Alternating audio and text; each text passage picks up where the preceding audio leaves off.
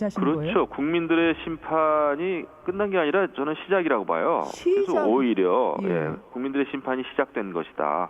어. 이게 이제 왜냐하면 이게 20대 공천 파동에서부터 사실 물론 그 전에도 이제 여러 차례 계기가 있었습니다만은 지난 20대 총선 공천 파동에서부터 여기까지 이제 왔는데요.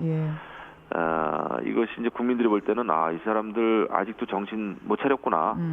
그렇게 되면은 2020년 그렇죠. 총선에서 완전히 이제 최종적인 심판을 하겠죠. 최종 심판. 6.13 선거에서 이렇게까지 해줬는데도 아직 정신 못 차렸네? 이러면 이제 다음은 총선이 기다리고 있다 이 말이죠. 그게 이제 최후의 심판이 되겠죠. 최후의 심판이 될 거다. 왜냐하면 완전히 이제 물갈이 시키고 도저히 정치인으로서 이것은 더 이상 우리 국민들이 정말 눈 뜨고 못 보겠다라는 판단이 이루어지지 않겠어요? 그렇기 때문에 저희가 굉장히 지금 조심을 해야 되고 자중을 해야 되고 자숙을 해야 되는데 개파 모임 저도 이건 정말 안 된다고 생각을 하고요. 아니 근데 지금 분위기가 진짜로 개파끼리 좀 움직이고 있긴 있어요. 솔직하게 말씀. 저는 그거 잘 정말 모르겠어요. 진짜 모르시겠어요? 저는 왜냐하면 아니 왜 모르세요, 김명우 의원님? 아니 왜냐하면 저는 제 입장에서는 아주 다양한 사람들을 지금 만나고 있거든요.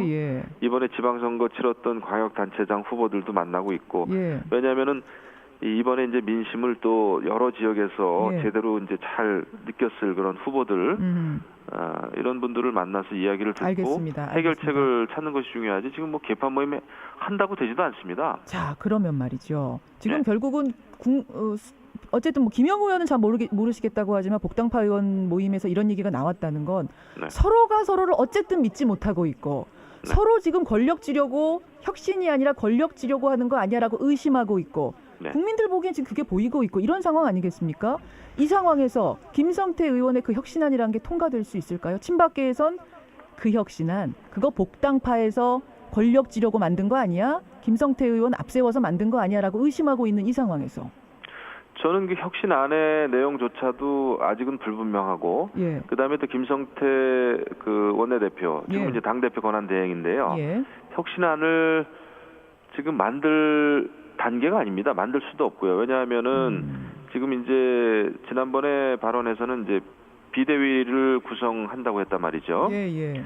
그리고 또 그 비대위를 구성하기 위한 전 단계 준비위원회 이런 게 좀 필요하다 이런 얘기도 이제 좀 오고 갔는데 지금 그 비대위가 만든 혁신안도 아닌 상황에서 권한대행이 그 한두 마디 한 거에 대해서 이것을 혁신안으로 얘기하기도 좀 어렵고 또 이것이 이제 당내 의견을 거친 게 아니기 때문에 통과된다는 것 자체가 불가능이죠. 오늘 의총에 올린다는 거잖아요. 김성태 권한대행 말씀은 올려봤자라고. 혁신안을 올린다는 게 아니라 이제 이러한 식으로 어떤 로드맵 정도 토론해 보자겠죠. 혁신안이 지금 나와 있는 게 없지 않습니까? 단순히 그냥 그 로드맵 토론은 될까요 오늘? 아니면 그 정도도 아마 안 받아들여질 거라고 분위기. 그 갑론을박이 있겠죠. 그런데 이제 저는 쉽게 해결될 일은 아니라고 봅니다. 왜냐하면 지금 말씀드렸습니다만 모든 의원들이 또 격앙돼 있고 또 어떤 분들은 박근혜 전 대통령의 국정농단에 대해서 그 자체를 또 부정하는 목소리도 있거든요. 아직까지도 당내에서. 이렇게 봤을 때는 굉장한 그 열띤 논쟁이 이루어지리라고 봐요. 결국은 서로를 신뢰 못하고 의심하는 게 근본 문제고 이러다 보니까 그걸 해소하려면 나는 권력의 뜻 없습니다. 순수하게 당을 위한 마음이지 나는 당 권력 잡으려고 이러는 게 아닙니다라는 믿음을 줘야 돼요. 그러다 보니까 나오는 게 총선 불출마 선언, 탈당 이런 게 나옵니다. 서청원 의원은 탈당을 택했고 김무성 의원은 불출마 선언을 했습니다. 두 분 다 친박계좌장, 비박계좌장으로 통하는 분들인데 어떻게 평가하세요? 저는 그 용단을 내리신 거라고 보고요. 그다음에 이제 그것은 또 이제 개파 싸움 하지 말아야 된다. 서청원 대표께서 어제 그 얘기를 또 많이 그런 메시지를 남기면서 탈당을 하셨어요. 저는 그 굉장히 의미가 있는 말씀이라고 보고 저는 제 생각 같아서는 아까도 말씀드렸습니다만은 자정 능력이 없기 때문에 지금은 확실한 좀 비대위 체제가 꾸려지고 거기에 우리는 모든 거취에 대해서 백지위임을 해야 된다고 봅니다. 더 총선 불출마 선언이 이어져야 된다라는 이 목소리는 어떻게 보세요? 심지어 거취를 일단은 정치는 또 현실인데요. 예, 예. 현실인데 우리가 어떤 제대로 된 시스템을 만들어 놓는 것이 일단 중요하다고 봅니다. 이게 자칫 잘못하면 뭐 그나물에 그 밥이 될 수도 있고 그렇죠. 또 잘못된 이 정치 행태. 예. 건전한 보수가 아니라 추태 보수였죠. 이것이 계속 지속되는 한 예.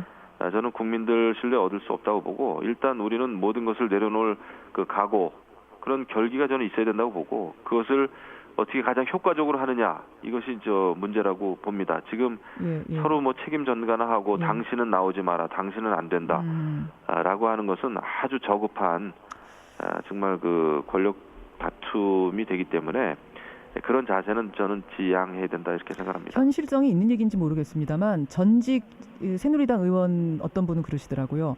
전원 지금 자유한국당 의원 전원이 총선 불출마 선언해야 된다. 네. 어떻게 보세요?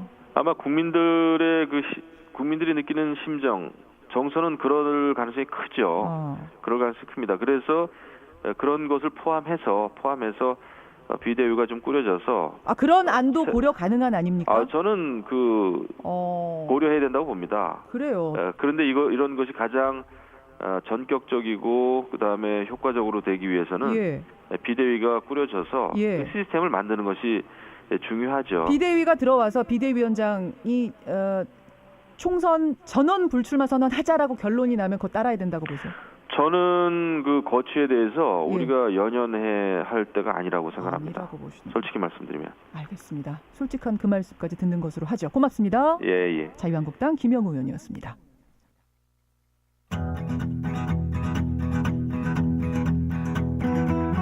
김현정의 뉴스쇼는 청취자 여러분의 참여로 이루어집니다. 트위터, 페이스북, 레인보우 게시판, 그리고 단문 50원, 장문 100원의 유료 문자 샵 1212, 우물정 1212 통해 참여하실 수 있습니다.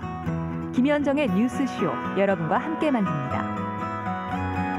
김성환의 행간, 오늘도 시사평론가 김성환 씨 나오셨습니다. 어서 오십시오. 네, 안녕하세요. 예. 총선 전원 불출마 선언이라는 말이 현직 자유한국당 의원 입에서 지금 나왔거든요. 이것도 생각해볼 문제다라고. 전 그러면 자유한국당 지지하겠습니다. 그 정도가 가능한 당이라면? 예, 그렇죠. 예. 근데 그게 불가능하다고 제가 지금 말하고 있는 거죠. 과연 그런 선언이 가능할까요? 예. 지금 뭐 어디를 지지한다 이 얘기는 하지 마세요. 아니요, 제가 지지한다는 뜻에서 말씀드린 게 아니라 그런 일이 벌어지지는 않을 거다라고 말씀드리는 거예요. 온 국민의 엄청난 지지를 받을 수 있을 정도로 그건 그죠, 그 정도 정말 각오가 돼 어려운 있어야지. 진정성을 보이는 일이다. 그렇죠. 그 말씀을 지금 하시는 거죠. 그래요. 과연 이제 어느 정도 진정성 있게 개혁을 해나가는가 이 모습을 국민들이 지켜보고 있다는 거 이게 핵심인 것 같아요. 네. 행간에서 뭐 가지고 오셨어요? 양승태 대법원의 재판거래 의혹 파문이 일파만파 번지고 있는데요. 예. 이런 가운데 어제 대법원이 아주 특이한 보도자료를 배포했습니다. 갑자기 KTX 해고 여승무원 판결에 문제가 없다. 이런 보도자료를 언론에 배포를 한 건데요. KTX 사건 재판 거래는 없다고 주장한 대법원. 이 뉴스의 행간을 좀 살펴볼까 합니다. 대법원이요? 판결한 재판에 대해서 어떤 해명 자료 내는 거 이거 굉장히 이례적인 일 아니에요? 그렇죠. 판사는 판결로 말한다 이런 말이 있잖아요. 예. 판결에 대해서 뭐 구구하게 이런 말 저런 말 잘 안 하거든요. 그러니까 아주 논란이 되고 아주 국민들이 헷갈려하는 사안에 대해서만 판결 직후에 잠깐 설명한다든지 그리고 이 정도예요. 공보판사가 있잖아요. 있죠. 보통 공보판사가 설명하거든요. 이거는 지금 3년하고도 4개월이 지난 사건인데 네. 대법원이 나서서 해명 자료를 냈다. 네, 그렇습니다. 이래죠. 뭐 그 해명 자료 내용은 뭐 제가 앞서서 잠깐 말씀드렸던 것처럼 예. 대법관 전원이 심혈을 기울였던 당시 재판이었다. 그러니까 재판 연구관실에서 집단 지성에 의해 한두 명이 어떤 영향을 미친 게 아니라 심층 연구와 검증을 거쳤다. 이렇게 밝힌 겁니다. 뭐 재판 거래가 있었니 없었느니 명시적으로 밝히지는 않았지만 사실상 누가 봐도 재판 거래는 없었다고 반박하는 내용입니다. 예. 뭐 KTX 여승무원들이 재판 거래 의혹이 나온 직후부터 뭐 대법원에서 농성까지 벌였잖아요. 근데 그런 부분들까지 다 고려해서 의식해서 낸 보도자료라고 볼 수 있을 것 같습니다. KTX 여승무원 사건 당시에 재판 거래는 없었습니다라고 3년 4개월 만에 보도자료, 해명자료를 낸 대법원. 이 뉴스의 행간 들어가죠. 첫 번째 행간은 판관의 셀프 변호했다입니다. 이게 지금 무슨 말씀이세요? KTX 여승무원 사건을 담당한 주심 재판관이 누군지 혹시 아세요? 주심 대법관? 주심 대법관요. 예. 누구죠? 고영한 대법관입니다. 고영한 대법관. 고 대법관은 2016년 2월부터 2017년 5월까지 법원행정처장을 역임했습니다. 아, 지금 그 문제가 되고 있는 법원행정처의 처장이었어요? 네, 맞습니다. 지금 숱하게 많은 의혹을 받고 있는 법원행정처를 총괄했던 인물입니다. 예. 특별조사단이 발표한 조사보고서 보면 사법부가 VIP 대통령하고 청와대의 원활한 국정운영을 뒷받침하기 위해서 뭐 정치적으로 민감한 사건에 대해 예측 불허의 돌출 판결이 선고되지 않도록 조율할 필요가 있다. 이런 내용이 나오거든요. 그렇죠. 그 대표적인 사례가 KTX 여승무원 판결이었습니다. 로 언급이 돼 있죠, 거기에. 네. 그래서 차성한 판사가 고 대법관에 대한 징계 절차를 진행해야 된다. 이렇게 주장하기도 했었습니다. 맞습니다. 근데 그런 사람이 대법관으로 있고 그 사람이 냈던 판결에 대해서 예. 대법원이 재판 거래는 없었다. 이런 보도 자료를 내는 게 과연 적절하냐는 겁니다. 셀프 면죄부를 주는 행위 아니냐, 이 네, 보도 자료는. 맞습니다. 그 말씀이세요. 두 번째인가는요? 두 번째인가는 검찰을 향한 무언의 압박이다입니다. 이 보도 자료를 낸 행위 자체가. 네. 시점이 참 공교롭습니다. 어제 검찰이 재판거래 고발 사건에 대해서 본격 착수했잖아요. 예. 수사를. 예. 양승태 전 대법원장이 사용했던 업무용 PC 하드디스크까지 제출해달라 이렇게 대법원에 요구한 상태입니다. 맞습니다. 하필 이 시점에서 KTX 여승무원 판결은 정당했다. 이런 보도자료를 내면 누가 이거를 순수한 의도에서 보도자료 냈다고 생각하겠습니까? 검찰을 향해서 우리 재판거래 없었거든. 그러니까 더 우리를 조사하려고 하지 마라고 이게 무언의 압력을 넣는 것으로 받아들여질 수밖에 없다는 거예요. 일종의 가이드라인처럼 보일 수 있겠어요. 여러분, 검찰이 아무리 수사한다고 해도 그 수사를 결국은 판결하는 곳은 또다시 법원 아닙니까? 그렇죠. 근데 지금 법원에서 이런 보도자료, 그래서 대법원에서 내버리면은 검찰이 보기에는 이미 가이드라인이 나온 거야? 뭐야? 아니 이런 상황에서 영장 전담 판사가 압수하십시오. 아니 뭐 누구 영장 발부하십시오. 이렇게 판사들이 판결할 수 있겠냐는 거예요. 결정할 수 있겠습니까? 마지막 행간 뭡니까? 마지막 세 번째인가는 앞으로가 더 걱정이다입니다. 어떤 것들이 걱정이세요? 지금 대법원이 KTX 여승무원 사건에 대해서만 해명을 하지 않았어요. 예. 근데 재판거래 의혹을 받고 있는 사건이 한두 개입니까? 많죠. 그럼 나머지 사건은 해명 안 할 거예요?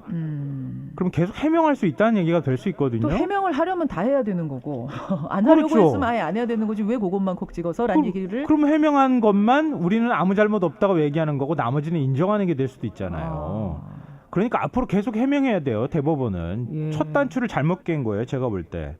그리고 지금 파일 압수수색을 하니 뭐니 뭐 여러 가지 얘기가 있지만 일단 대법원에서 임의 제출로 받게 되잖아요. 예. 근데 받을 때 그동안은 410개 파일만 문제가 됐잖아요. 그렇죠. 그런데 양승태 대법원장 시절에 24,500개에 해당하는 파일이 삭제된 사실도 확인이 된 적이 있습니다. 24,500개. 이 파일은 그냥 그대로 둘 건가요? 하드디스크 다시 복구해야 하는 작업을 해야 되거든요. 그렇죠. 여기에 뭐가 들어있을지 몰라요, 사실은. 아. 이게 나오거나 예.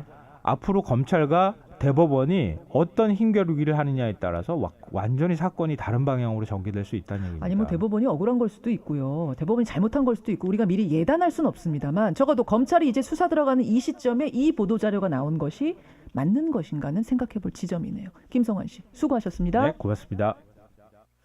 청취자 2612님 친박 비박하다가 쪽박 찬다 이런 말이 그 당 안에서도 나온다는데 개혁 잘해야 될 텐데 말입니다.